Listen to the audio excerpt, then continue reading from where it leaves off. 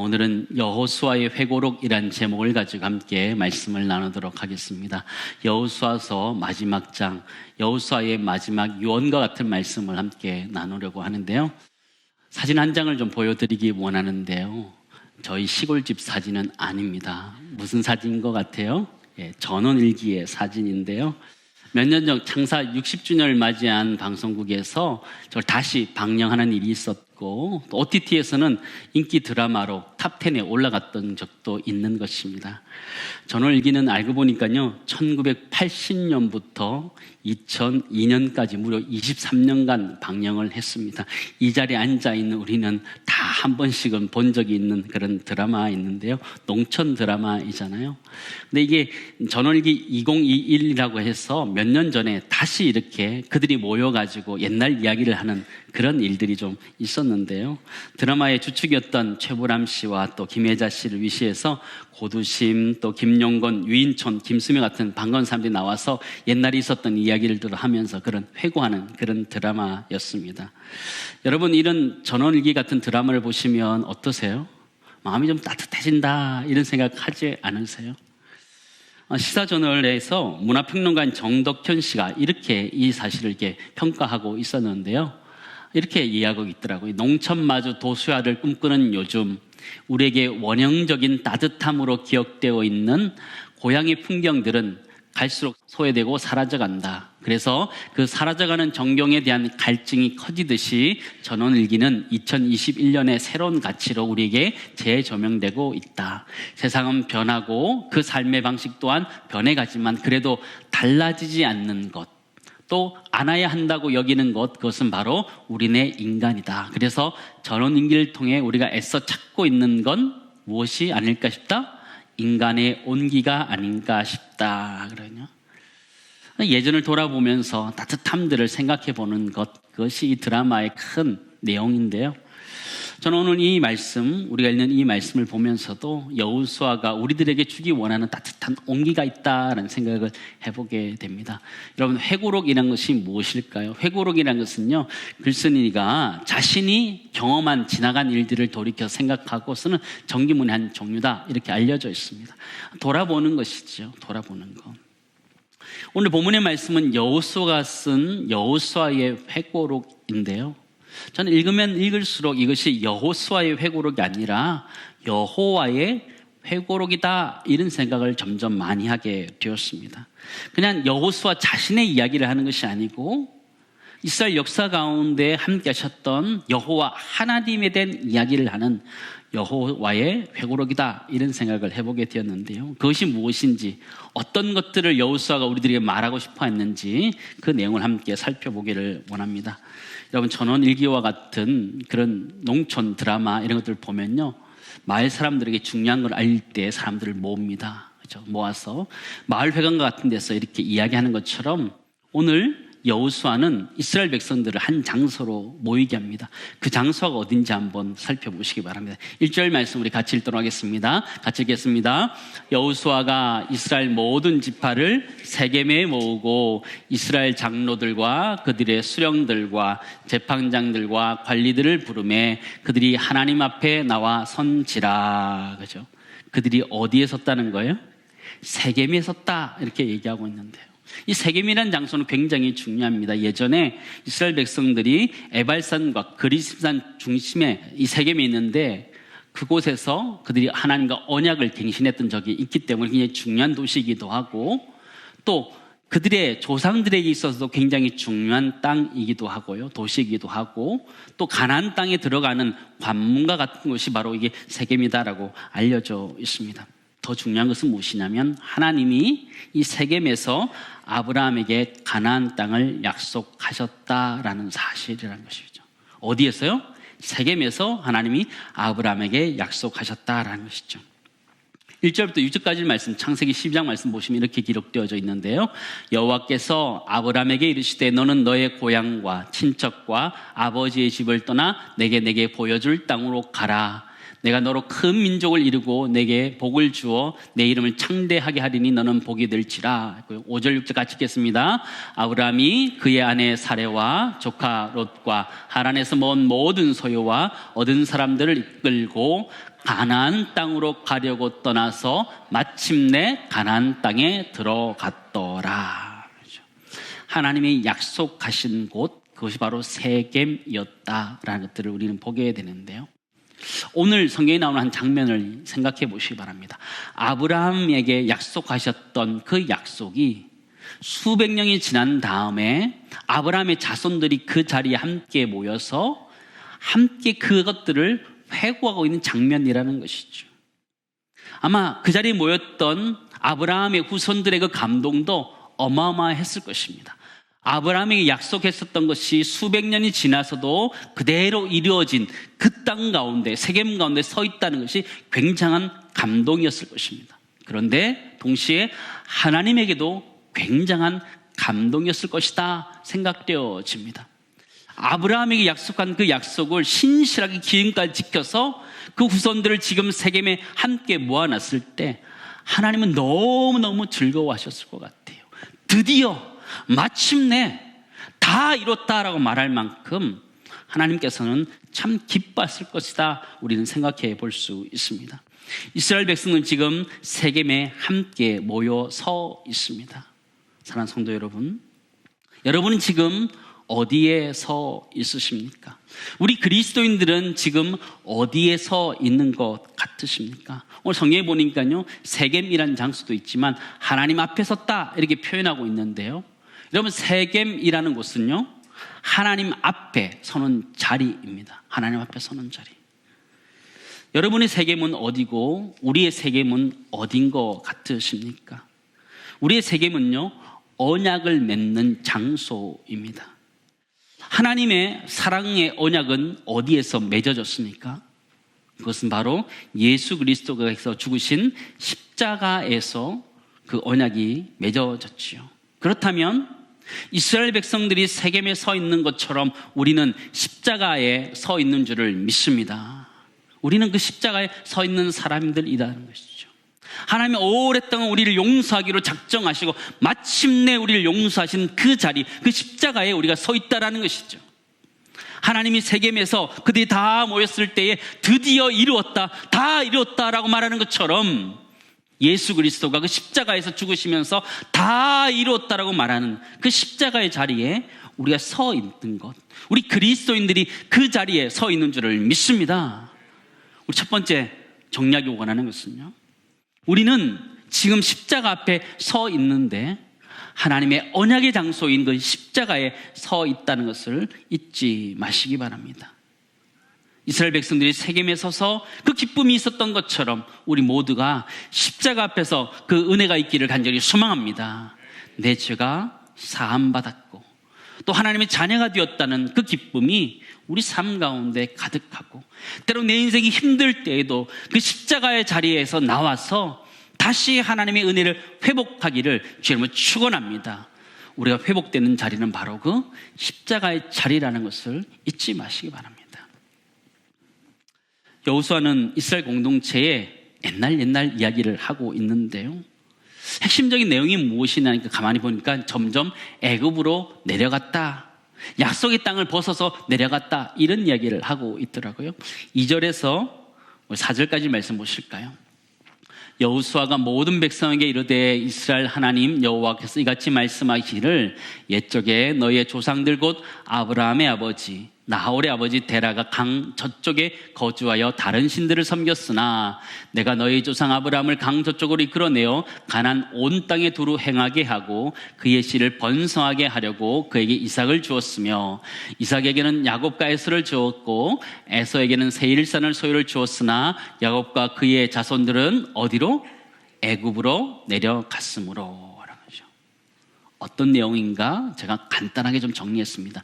2절 내용이 무엇이냐면 아브라함의 아버지 데라가 강 저쪽, 가나안 땅이 아닌 강 저쪽에서 우상을 섬겼다, 이런 얘기를 하는 것이고요. 3절은 아브라함을 가나안 땅으로 인도했고 그에게 땅을 주고 후사를 주었다, 이렇게 이야기하는 것이고요. 4절은 에서 야곱이 태어났는데 야곱은 점점점 기근 때문에 애굽으로 내려갔다, 그런 이야기를 하고 있는 거예요. 하나님의 약속의 땅 가나안 땅을 벗어났다, 이런 이야기를 하는 거죠.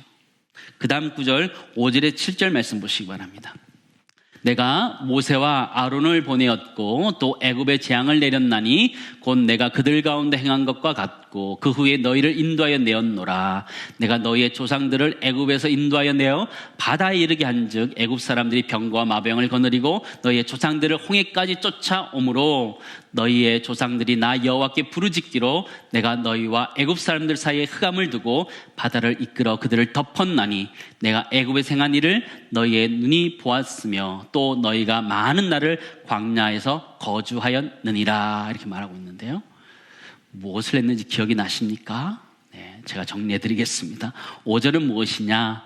모세와 아론과 재앙을 애굽에 내보내었다, 이렇게 얘기하는 거고요. 6절은 애굽의 병과 마병이 홍해까지 쫓아왔다. 7절은 홍해를 가르시고 건너게 하셨고 광야에 이르게 하셨다, 이런 얘기를 하고 있는 거예요. 여호수아는 자신의 회고록을 쓰면서, 이스라엘의 회고록을 쓰면서 이 사실들을 이야기하고 있는 거예요. 여호수아가 하고 싶은 얘기가 무엇일까요? 옛날 옛적에 이런 일이 있었다, 그런 이야기를 하는 것일까요? 아니요. 훨씬 더 깊은 의미가 거기에 담겨져 있음을 우리는 기억해야 됩니다. 하나님의 은혜의 관점에서 이 사실들을 회고해 보면 이렇게 해석할 수 있습니다. 2절에서 4절에는 이렇게 되어 있는데요. 아버지 데라가 강 저쪽에서 우상을 섬겼다, 이 내용은 사실은 그가 우상을 섬겼지만 하나님이 그를 건져내셨다, 아브라함을 건져내셨다, 그 이야기를 하는 거고요.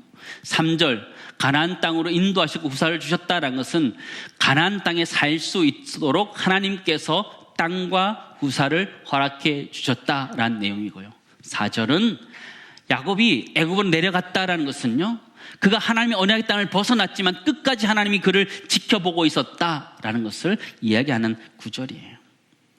다음에 5절의 7절 말씀은 다시 회고해 보면 이런 이야기예요. 모세와 아론과 10가지 재앙을 애굽에 보냈다는 그 얘기는 이스라엘 백성들을 출애굽시키기 위해서 모세와 아론 10가지 재앙을 보냈다, 그런 이야기고, 6절 애굽의 병과 마병이 홍해가 쫓아왔다는 얘기는 하나님이 그들을 막으셨다는 그 얘기를 하는 거고요. 7절 홍해를 가르시고 건너게 하셨고 광야에 이르셨다라는 그 이야기는 홍해의 기적으로, 광야의 기적으로 지금까지 이끌어 오셨다라는 얘기를 하고 있는 것이죠. 그렇다면 여호수아는 지금까지 2절부터 7절까지 옛날 얘기를 쭉 하면서 사실을 기록하고 있는데, 그 사실 뒤에 보면 그 회고의 진심이 기록되어져 있습니다. 그게 무엇일까요? 하나님의 섭리하심이 지금까지 있었다라는 거죠. 그들이 애굽 땅을 벗어났을 때에도 하나님이 그들을 향한 섭리하심이 그대로 그들에게 주어지고 있었다, 그 얘기를 하고 있는 것이죠. 우상숭배 땅이 있었지만 하나님께 그들을 다시 불러서 그 땅 가운데 두셨고 자녀들도 허락해 주셨다. 그들이 애굽으로 내려갔지만 하나님은 기적 같은 역사를 가지고 그들을 애굽에서 인도하셨다는 하나님의 큰 섭리하심을 지금 여호수아는 우리들에게 가르쳐주고 있다는 것이죠. 우리가 기억해야 될 것 두 번째가 있습니다. 그게 무엇이냐면 우리 인생 앞에는 언제나 하나님의 섭리하심의 강이 흐르고 있다는 것을 잊지 마시기 바랍니다. 사랑하는 성도, 굉장히 중요합니다. 우리 인생 가만히 보면요, 때로는 여건이 좋지 않을 때가 있어요. 아브라함의 아버지 데라는요, 우상을 만든 사람이었어요.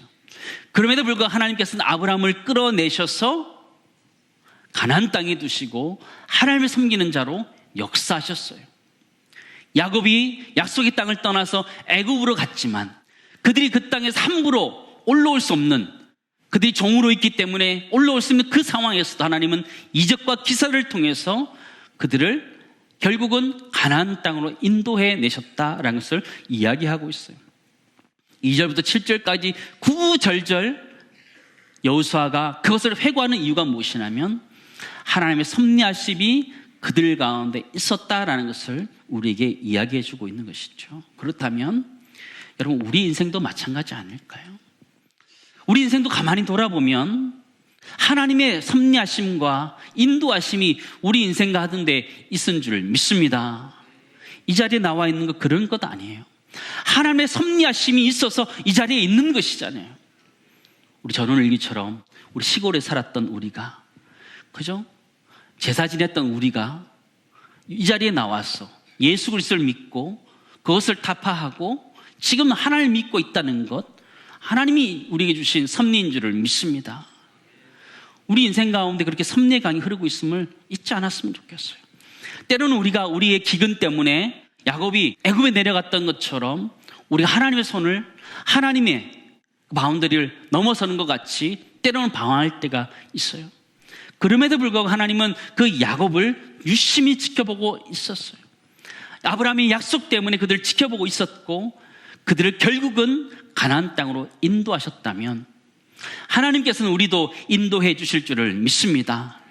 때로는 어려운 길, 또 힘든 길, 때로는 방황의 길을 갔다 할지라도 하나님의 간에서는 결국 그들을 가나안 땅으로 인도하셨던 것처럼 우리를 인도해 가신다는 것을 우리에게 말하고 있는 줄을 믿습니다. 사랑하는 성도 여러분, 하나님의 섭리의 강이 우리 인생 앞에 이렇게 흘러가고 있습니다. 여러분 보이십니까? 눈으로는 보이지 않아요. 그러나 여러분 인생을 가만히 곰곰이 돌아보세요. 회고해 보시면 하나님의 섭리의 강이 이렇게 흘러서 내가 여기까지 왔다라는 것을 인정할 수밖에 없는데, 때로는 힘들고 어려울 때에도 내 인생 앞에 그 섭리의 강이 흘러가 있음을 영적인 눈을 들어서 볼 수 있기를 간절히 소망합니다. 그게 하나님의 축복이라는 것이죠. 여호수아서의 말씀, 특별히 24장을 읽으면서 제 마음에 드는 생각은요, 여호수아의 회고록이지만 여호수아가 말하는 것이 아니라 여호와가 말하는 여호와의 회고록이다라는 생각을 참 많이 하게 되었습니다. 여러분 세겜에 모였는데 세겜에 모인 의미가 또 따로 있더라고요. 1절 말씀 보실까요? 우리 다시 읽도록 하겠습니다. 여호수아가 이스라엘 모든 지파를 세겜에 모으고 이스라엘 장로들과 그들의 수령들과 재판장들과 관리들을 부르매 그들이 하나님 앞에 나와 선지라. 세겜이 중요한 의미는 아브라함과 언약을 맺었던 장소이기도 하고 또 하나는 하나님 앞에 선 자리이기 때문에 중요하다라는 것이죠. 여호수아의 바람이 하나 있다면 이스라엘 온 백성들이 하나님 앞에 서는 것이라는 것이죠. 아마 부모님들, 신앙생활하는 부모님들의 소원이 있다면 우리 자녀들이 그 앞에 서는 것일 거예요. 하나님 앞에 서는 것일 거예요. 여호수아는 지금 자신의 그 회고를 하면서 이스라엘 백성들을 하나님 앞에 세우고 있음을 보게 돼요. 그때 하나님 말씀하시는 거거든요. 2절 말씀이 이렇게 되어 있습니다. 여호수아가 모든 백성에 이르되 이스라엘 하나님 여호와께서 이같이 말씀하시기를, 이렇게 얘기하는 거예요. 하나님이 말씀하시는 거죠. 여러분 주어가 무엇인지 아시죠? 주어라는 것은 문장에서 주체가 되는 것을 이야기하는 거예요. 여러분 5절에서 7절까지 읽을 때 여러분 내가라는 주어가 몇 번 나오는지 한번 세보시기 바랍니다. 5절에서 7절 우리 같이 읽도록 하겠습니다. 내가 모세와 아론을 보내었고 또 애굽에 재앙을 내렸나니 곧 내가 그들 가운데 행한 것 같고 그 후에 너희를 인도하여 내었노라. 내가 너희의 조상들을 애굽에서 인도하여 내어 바다에 이르게 한즉 애굽 사람들이 병거와 마병을 거느리고 너희의 조상들을 홍해까지 쫓아오므로 너희의 조상들이 나 여호와께 부르짖기로 내가 너희와 애굽 사람들 사이에 흑암을 두고 바다를 이끌어 그들을 덮었나니 내가 애굽에서 행한 일을 너희 눈이 보았으므로 또 너희가 많은 날을 광야에서 거주하였느니라. 몇 번 나와요? 5번 나와요. 5절에 2번, 6절에 1번, 7절에 2번 나오는 것이죠. 누가 했다는 거예요? 내가 했다는 것이죠. 하나님, 여호와 하나님 내가 그렇게 인도했다, 그 이야기를 하는 거예요. 이스라엘 백성들의 그 출애굽의 역사, 광야의 역사, 가나안의 역사 누가 하셨다는 거예요? 하나님이 하셨다는 것을 힘주어서 반복적으로 이야기하는 거예요. 그 이후의 구절도 읽어보면요, 내가 얘기하는 거예요. 여호수아의 회고록에 쓰여져 있는 주어는 무엇이냐면 하나님 여호와, 그가 우리를 인도하셨다는 것을 정확하게 기록해주고 있음을 보게 됩니다. 사랑하는 성도 여러분, 우리 인생은 누구나 인생을 살아가면서 자신만의 회고록을 쓰는 사람들입니다. 내가 어떤 인생을 살았다라는 인생을 쓰고 있는 인생인데요, 근데 그것을 가만히 돌아보면 하나님의 주권적인 역사들을 참 많이 경험하게 됩니다. 제가 읽었던 책 중에서 가장 참 큰 울림이 있었던 내용 중에 하나인데요. 오늘의 교회 원로 목사님이셨던 하용조 목사님의 고백이셨습니다. 그는 5차례 긴 간암 수술을 마치면서 그는 이렇게 깨달은 것을 이야기하고 있었습니다. 그것이 무엇이냐면요, 인생은 능동태가 아니라 수동태이다, 이렇게 고백하는 것이었습니다. 환자가 능동적으로 수술을 잘 받는다, 있을 수 없는 것이죠. 의사가 잘 해야지만 잘 받을 수 있는 수동태적인 삶이더라라는 것이었습니다. 또 아주 유명한 의사가 수술해도 사는 사람도 있고 때로는 죽는 사람도 있더라라는 것이죠. 세계 최고의 전문의가 해도 때로는 죽을 수 있더라, 이런 것들을 깨닫게 되었다는 것이죠. 또 병으로만 죽는 게 아니라 때로는 사고로도 죽더라라는 걸 깨달으면서 그는 우리 인생이라는 것이 수동태적인 인생이더라, 이렇게 깨달았다는 것이죠. 그러고 보니까 그런 것 같아요. 여러분, 태어나고 싶어서 태어난 사람 있으십니까? 없어요. 여러분, 한국에 태어나고 싶어서 한국에 태어났나요? 그렇지 않아요. 남자로 태어난 것, 여자로 태어난 것, 우리가 마음대로 한 것 아무것도 없어요. 그렇다면 우리 인생이란 것은 사실은 수동태적인 인생이라는 거예요. 주어 대신 하나님께서 역사하시고 우리는 그것을 따라서 살아갈 수밖에 없는 수동태적인 우리 인생이라는 것을 우리는 발견하게 돼요. 우리 인생이라는 걸 가만히 생각해 보면요, 우리 인생은 그렇게 살아가는 거예요. 맨날 살아가는 동사와 같은, 서술어와 같은 그런 존재들이에요. 그렇다면 여러분 인생의 주어는 누구입니까? 여러분 인생의 주인은 누구예요? 내가 살아가는 것이 아니면 하나님이 살아가게 하시는 거예요? 우리 인생을 가만히 돌아보면 하나님이 우리 인생을 살아가게 하고 계심을 우리는 발견할 수밖에 없는 것이죠. 사랑하는 성도 여러분, 우리 인생의 주어는 하나님이신 줄을 믿습니다.